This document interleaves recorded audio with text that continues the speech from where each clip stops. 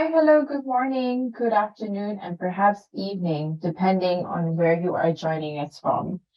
Welcome back to everyone who has joined us from other sessions. But if this is your first session with us, welcome to Next Level Digital eConvention, a 3-day event hosted by Nestlé, where you can learn all about digital acceleration at one of the world's largest FMCG companies. Allow me to introduce myself really quickly. My name is May. I'm very excited to be the host for this session with Neel, which will come on fairly soon. And this session is titled The Future of E-commerce, right? And I hope you're very excited to learn all the wonderful things that we're doing to advance in this area of the business. But I'm sure Neel will bring you through that. Before we get started, I would love to introduce our speaker for this session, Neel Arora, and he has spent more than a decade in e-commerce, immersing himself in all things in the CPG line, and he is very passionate about business transformation at a speed and challenging the status quo and getting things done. Neel has had a very illustrative career with us at Nestlé before he became the global head of e-commerce. He was the e-commerce director for our Petcare business called Nestlé Purina. And then he also created the first cross-functional commerce business unit selling more than 30 countries across the zone. His role was a unique combination of direct P&L management and strategic oversight for locally managed customers. Prior to becoming the head of e-commerce for Nestlé UK, leading the e-commerce team to deliver strats, profit, market share delivery across grocery.com, pure play, and specialists in e-retailers. Before Neel joined us with Nestlé, he worked at Amazon as a senior vendor, beauty manager, responsible for buying all categories in the rapidly expanding beauty business. He's also worked for PepsiCo for 8 years, so he has experience in FMCG, in various e-commerce, sales strategy, and engineering roles. Neel is a mechanical engineer from University of Warwick. Without further ado, I'm very excited to invite Neel to the floor. Hi, Neel. Hi, and welcome everyone, and thank you so much for attending my presentation about the future of e-commerce. So without further ado, let's jump straight into it. So today I'm going to talk to you about the new retail landscape, then about what we mean by e-commerce and the sub-channels, and then we're going to drill into Nestlé's bold ambition and our intention in e-commerce to 2025. And then I'll talk specifically, if you want to build your career in e-commerce, how do you get started? And we'll finish with a short round of Q&A. So let's get into it. So starting with the new retail landscape. When I was a kid, I remember the battle that I used to have with my sister as I burst through the door about who could get the remote control. The person who got the remote control had all the power in our house, and they could decide which of the 4 channels that we were going to watch for the rest of the evening.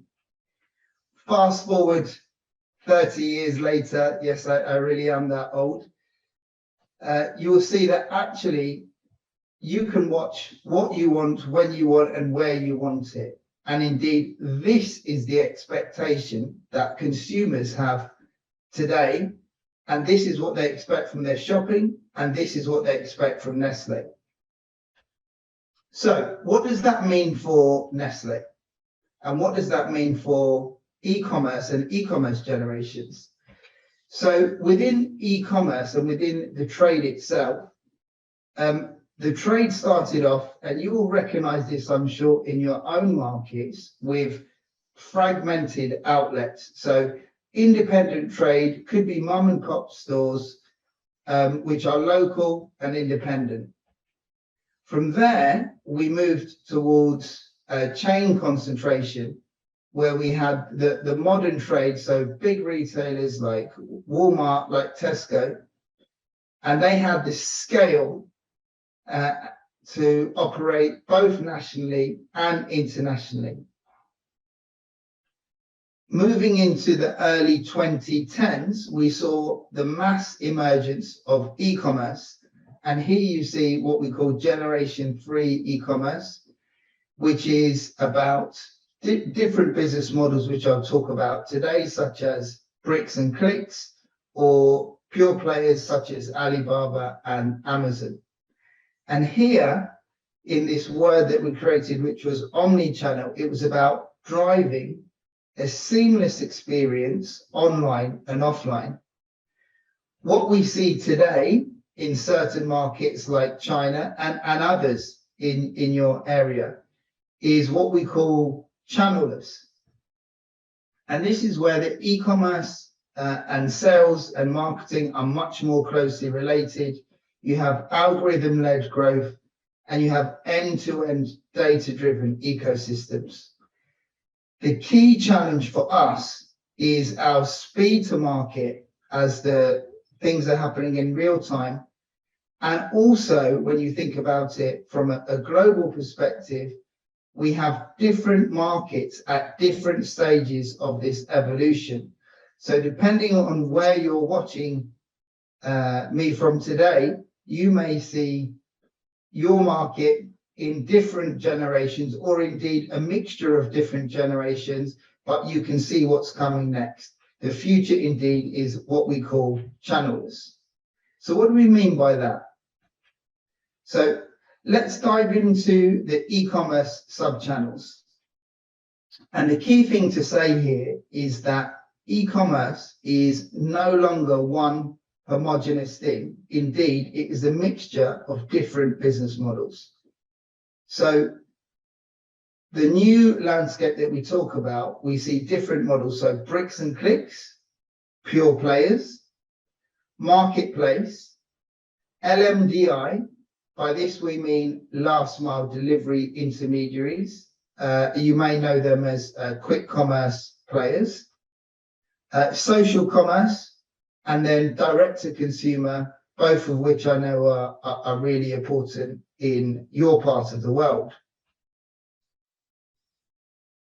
So let's go into a little bit more detail about what we mean by these models. So bricks and clicks, this is very strong in North America and indeed Europe. These are the traditional Generation 3 mass market retailers moving to build an online capability. Then we have pure players.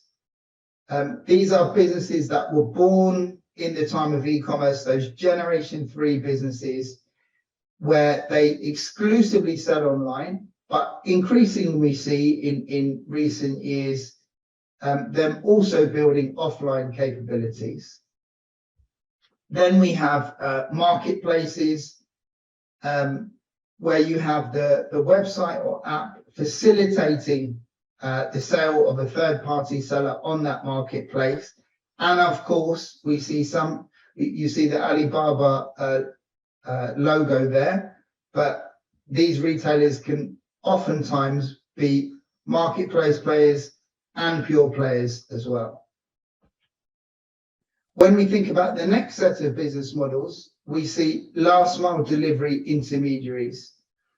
And these businesses, we've seen an incredible shift over the last 2 years. 2 years ago, many of us hadn't heard about them. Then they boomed during COVID.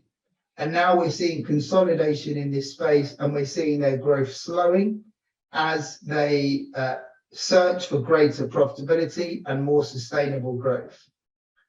Social commerce, really exciting, actually, in what we call zone AOA. You guys really are the experts here alongside China, where we see purchase happening starting on a social media platform, and then they can be fulfilled within that platform in some cases, or indeed drive traffic to another business model. And then finally, and this is really important to us at Nestlé, is direct to consumer. So this is where the manufacturer owns the website and owns the relationship with the customer and sells directly to that customer. So the really cool thing about e-commerce is, firstly, it's no longer one thing. And if you're thinking about a career in this area, you can think about working in one, two, or even all of these different business models based on your market and based on the opportunities that you come up with. And from a Nestlé point of view, the thing that's really cool about it is these business models have different roles for our ability to reach consumers. So in this graph on the left, on the y-axis, you see that these businesses, they drive a greater brand experience. So if we think about direct to consumer, which I just spoke about, because you've got this direct relationship with the customer, with the shopper rather, you can provide really rich and detailed branded content directly to them, and there aren't any limitations about how you communicate with them and about the sort of messages that you give them, which a retailer may impose. And then if you think about on the other extreme, maybe the bricks and clicks or the last mile delivery or EB2B, here you can reach massive scale through different retail channels to a number of different consumers. And then we see social commerce as an amplifier of all of these different business models.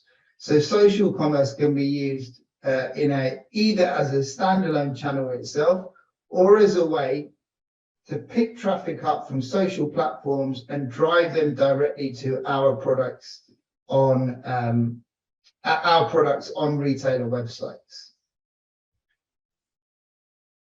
So that's a little bit about the e-commerce landscape. Let me tell you now about Nestlé's bold ambition, which I'm super excited about. It's something that I think about every day when I get out of bed, and it's the reason that my job and my team exists. We call it 25, 25 by 25. So concretely, what does that mean? It means by 2025, we're going to achieve sales of approximately 25 billion net sales, which will be 25% of total Nestlé's group sales. And how we do that? Well, we'll deliver that by cross-functional teams. It will impact every brand in every channel, online and offline, and in every market.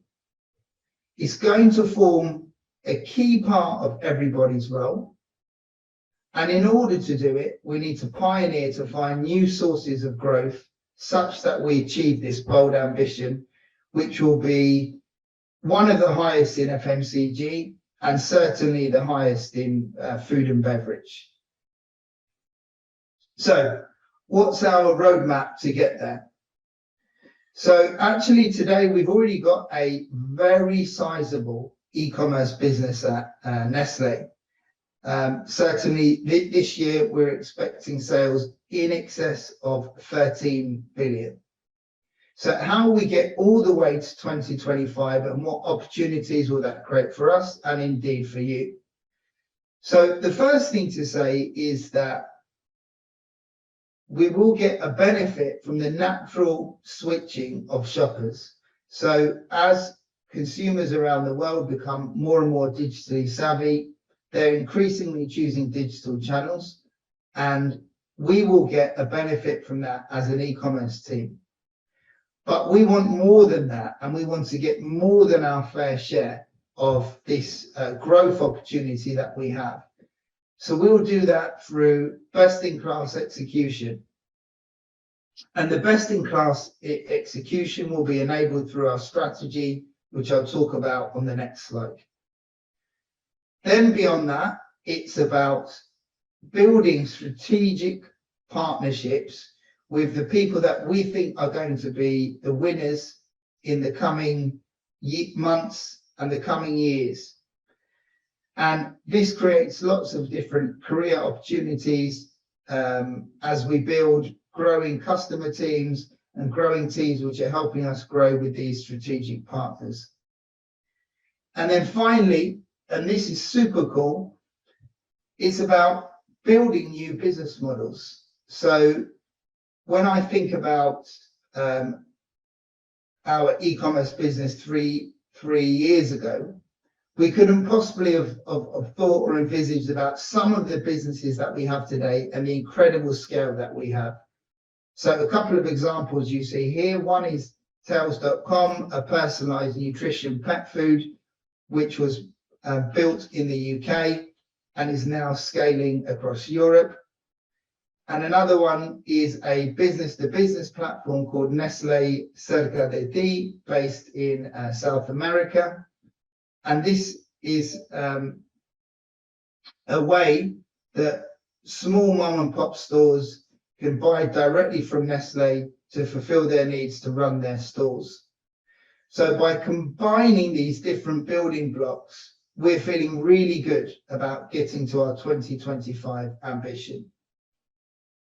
So I said I would talk a bit about our strategy, and on this page, this is a very simple summary of something which is quite complicated.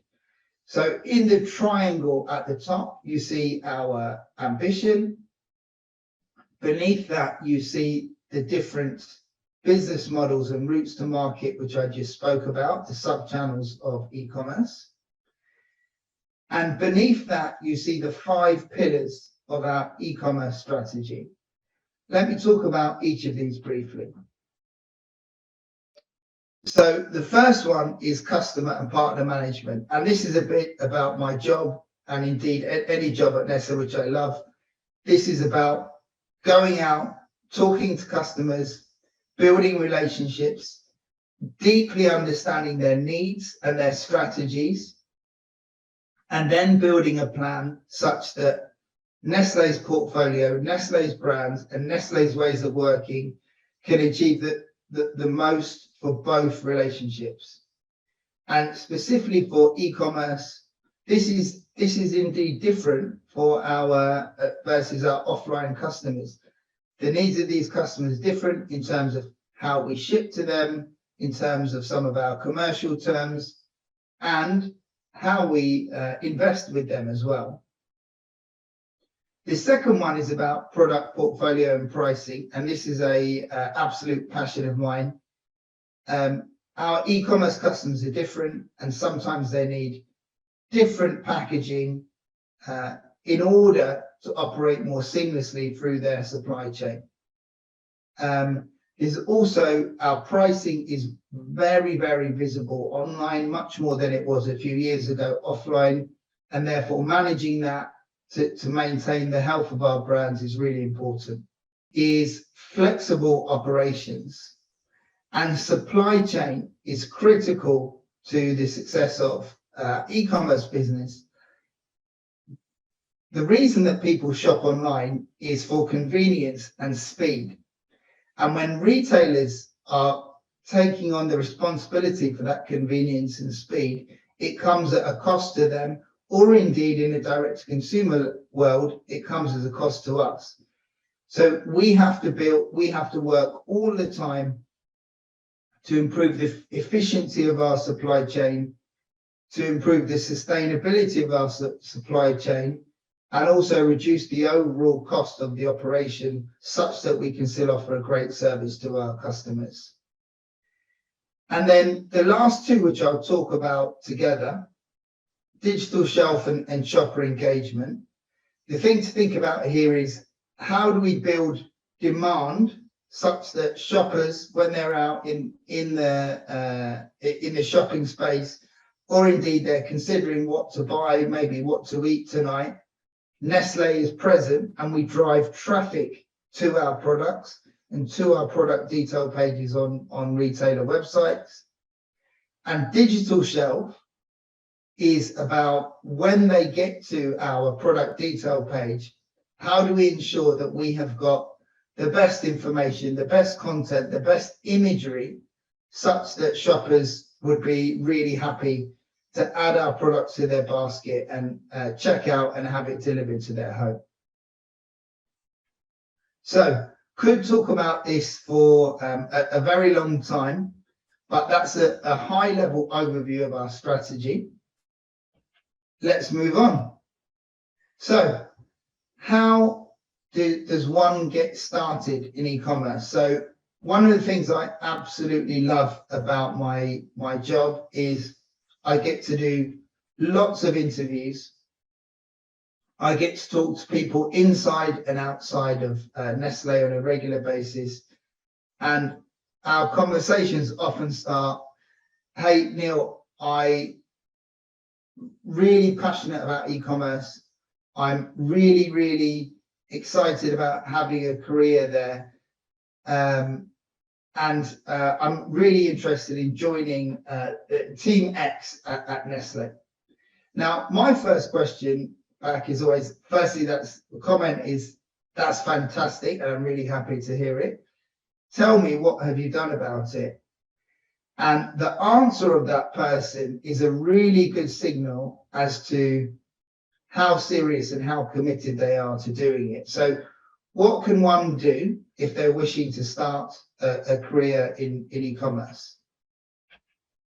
The first thing to say is that every day is a school day, and all of us, we are still learning all the time. I've been in my, as May explained, I've been in my role for 1 year, but I've been in e-commerce for more than 10 years. And the more I learn about e-commerce and the more I learn about our global scope, the less I realize I know.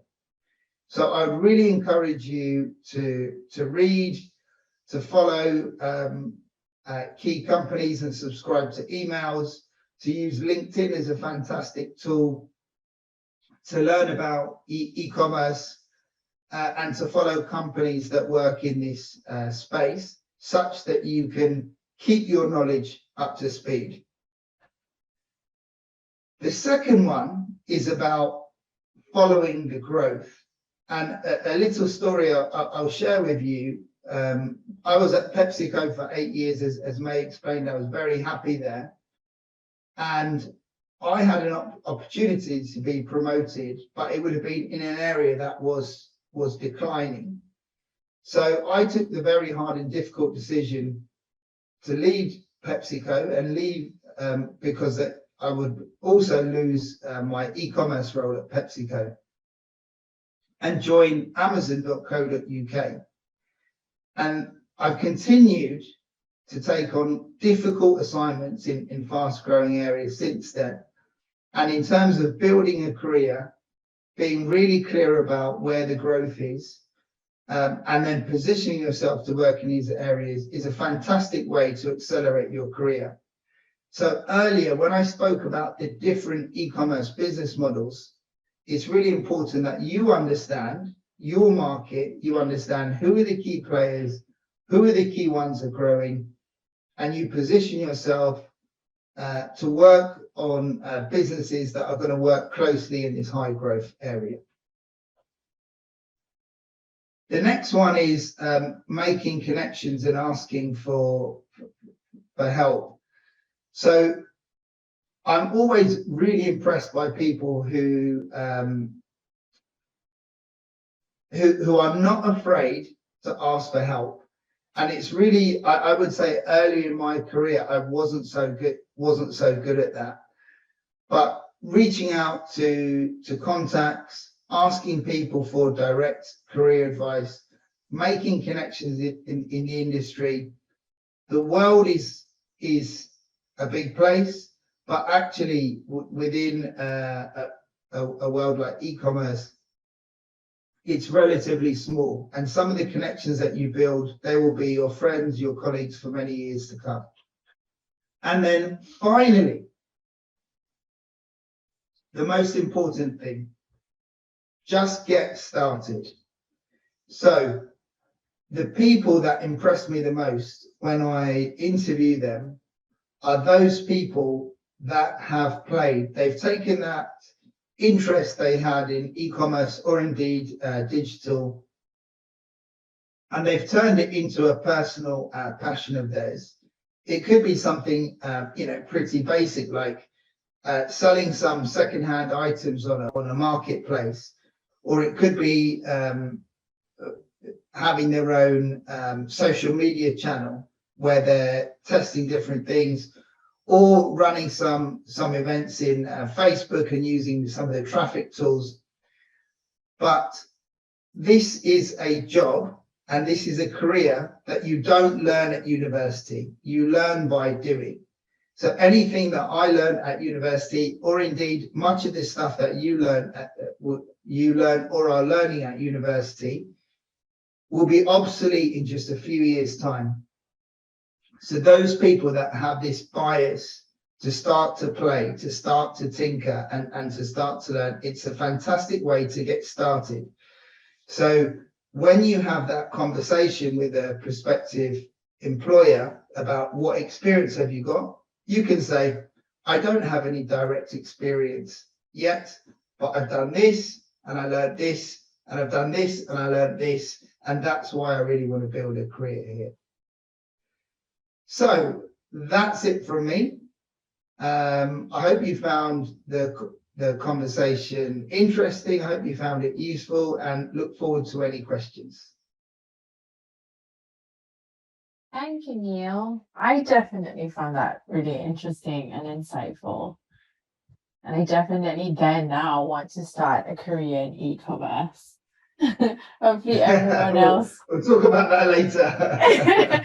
Hopefully everyone else would agree as well. We do have some wonderful questions that people have submitted. So if that's okay with you, we'll get started in the Q&A section. So the first one, I guess they would love to know from your personal story, Neel, what is the one skill that you've definitely used throughout all of your career in e-commerce? So that's a difficult one.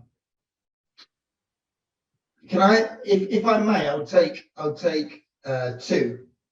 Sure.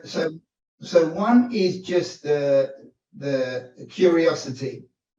So you explained earlier that I started my career as an engineer. Indeed, that's what I did my undergraduate degree in. So I did that because I'm interested to know how stuff works. And if you're interested to know how stuff works, you're much more likely to dive deep, to understand the details, and to build a passion for something. And for an area like e-commerce or digital that is changing so quickly, you need that constant curiosity, because the skills that you learned yesterday won't necessarily work today. The second one is a bias for action, a bias to say yes, and a bias to move forward. So if you're lucky enough to work at a big company like Nestlé, there's so many decisions, so many moving parts. We can sometimes be reluctant to make a mistake, and you can also want to make sure you've got all the facts before you move forward and make a decision. But with e-commerce and digital changing so quickly and product life cycles reducing, really it's about taking action, understanding that if you take 10 decisions in one day, you're going to make 3 mistakes, but those 7 that you got right, or 7 or 8 hopefully that you got right, that's going to put you so far in front of your competition that bias for action is an absolute asset in this space. That's some really valuable advice. I hope the person who asked that question, I really like the curiosity bit, because I agree. I think being curious is super important in any role that you do today, especially in the digital space. So thank you. I think the next one is somewhat tied into, asking a career in, Nestlé. So they're asking, in the difference of digital marketing and e-commerce, do you wonder, or, I think they're wondering if, in your opinion, at least, Neel, Are these two roles interchangeable in Nestle? If they came in as maybe somebody who worked in marketing, would they have a chance to enter e-commerce? If they worked in e-commerce, do you think then they can, have a chance at working in digital marketing?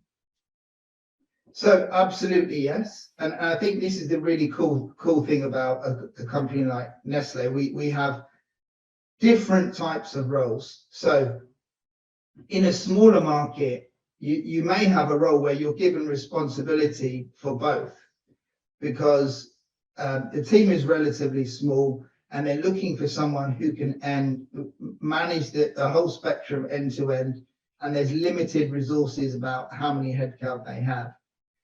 In a medium or larger market, these, you can have whole teams looking at digital, whole teams looking at e-commerce, and therefore you can go much deeper and be a specialist in e-commerce or digital.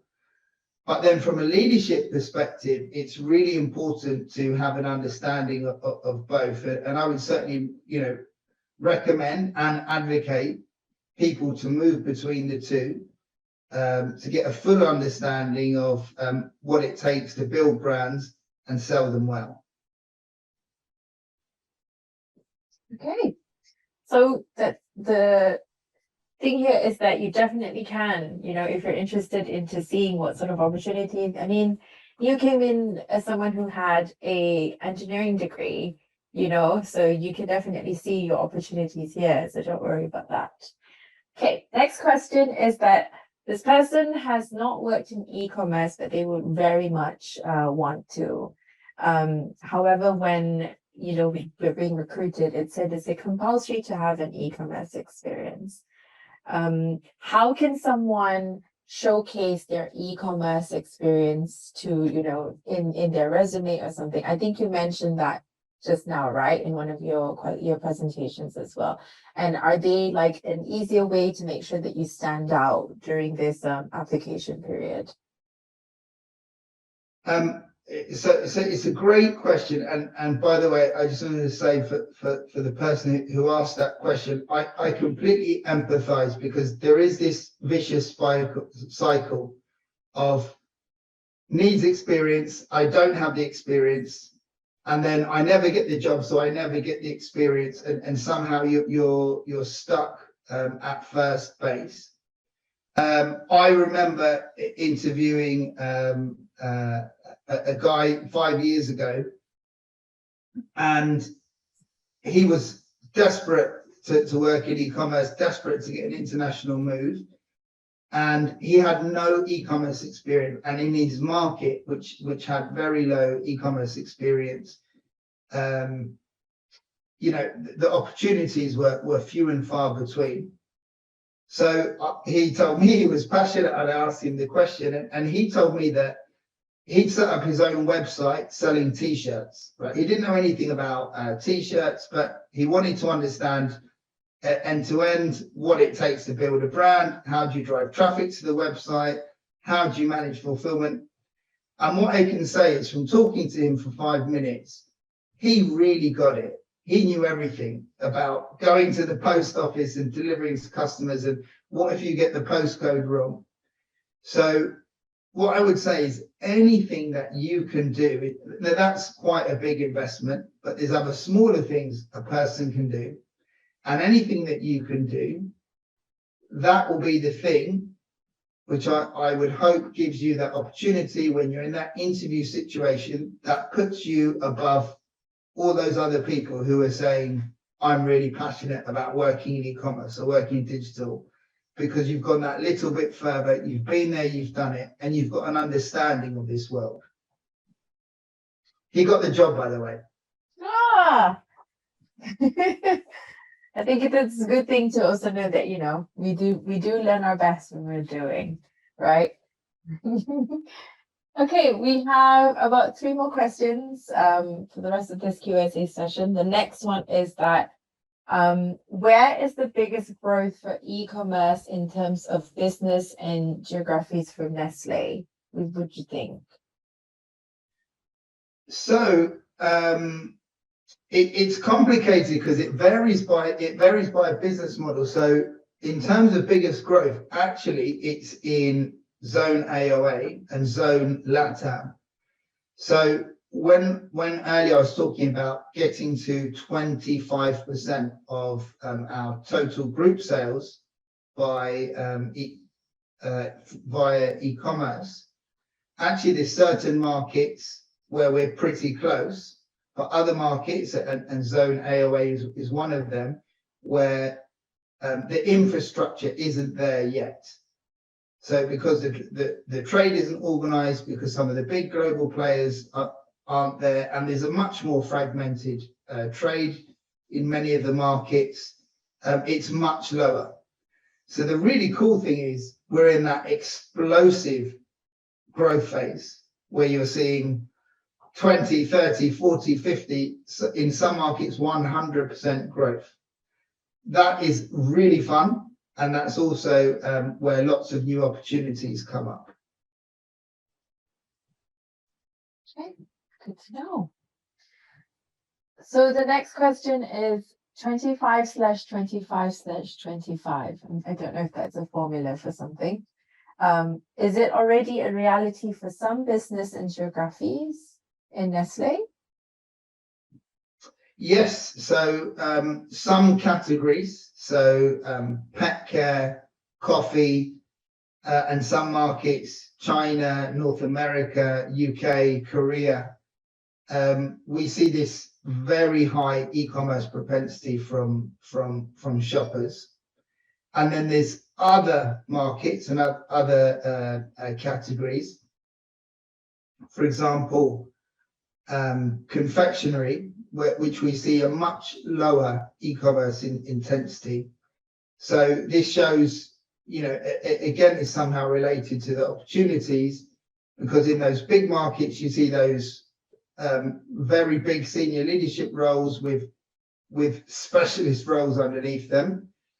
And then in the more developing markets, you see more generalist roles where there's an opportunity to do lots of things and be part of something very fast growing.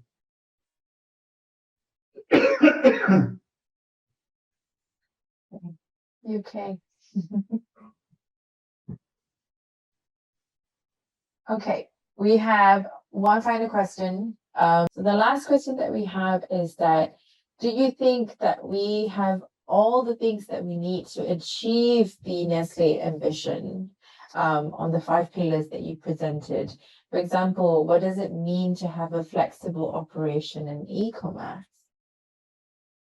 So I think we've got a lot of the things, but you've never got all of the things. And honestly, this is the exciting thing about my job, which is a lot of the plan is really concrete, and it's we've got very clear action plans in different markets and different categories to accelerate. But the super cool thing about e-commerce and digital is it moves so quickly. There's always new opportunities, and there's always that bit of innovation that you need to do, which sets you above your peers. So I'm feeling really good about the target, but some of the stuff that we need to do, we're going to need to create it and build it together. Okay. That's all the time that we have for the questions. And again, thank you so much, Neel, for your time, and thank you for your presentation and also all your answers to all the questions that we got. Before we go, I hope you guys don't click off immediately. The next session that we have for Next Level Digital will be with Chris Wright, another person similar to Neel, who's got a very fantastic career in Nestlé and would love to tell you guys more about the global IT portion of our business. Again, thank you so much for joining this session. I hope you found it insightful. If you're interested, feel free to venture around the app and have a look at other sessions that you can join us with us later. Thank you so much, everybody. Thanks. Bye now.